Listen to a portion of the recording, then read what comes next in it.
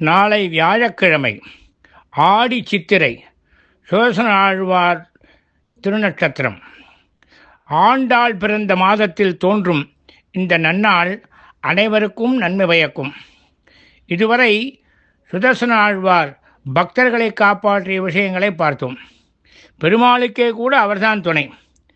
கரூஷ தேசத்து அரசன் பவுண்டரக வாசுதேவன். அவன் தன் பெயரை வைத்துக்கொண்டு நான் தான் உண்மையான வாசுதேவன் கிருஷ்ணன் என்று ஊரெல்லாம் சொல்லிக்கொண்டு திரிந்தான். அவனை கேட்க யாரும் இல்லாததால் திமிர் பிடித்து துவாரகையில் உள்ள கிருஷ்ணன் மீது படையெடுத்து வந்தான். அவனது நண்பனான காசிராஜன் 3 அக்ஷௌணி சேனைகளோடு அவனுக்கு துணையாக வந்தான்.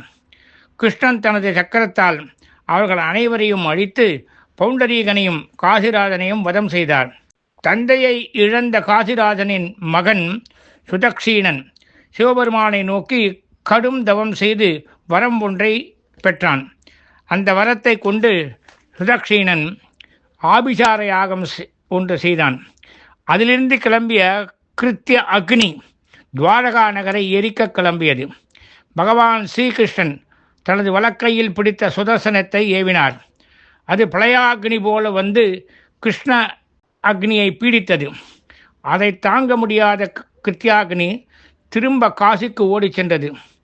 பின் சென்ற சுதர்சனம் அதையும் அழித்து மொத்த காசி நகரையும் அழித்து பஸ்மமாக்கி கிருஷ்ணனிடமே வந்து சேர்ந்தது.